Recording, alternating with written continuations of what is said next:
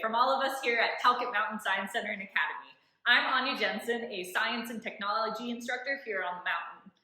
Have you ever poured salt and pepper together and thought, how am I going to get these separated? Trust me, I have tried and it is not easy. Well, I have a little trick for you today, all using the power of static electricity. Here are the materials you're going to need for today's experiment. First, you're going to need salt and pepper. Next, you're going to need a plastic spoon, or you could also use something like a plastic rod. And then last, you're going to need a cloth, but today I'm going to be using my lovely Hawaiian shirt. I'm also going to be using a nice light blue plate today as my surface to do the experiment on, to make cleanup easy and also for contrast so you all can see what's happening. You're going to begin your experiment by mixing equal parts salt and pepper onto your surface. Again, I'm using a blue plate. And I'm using the back of my spoon to mix them together until they're well combined.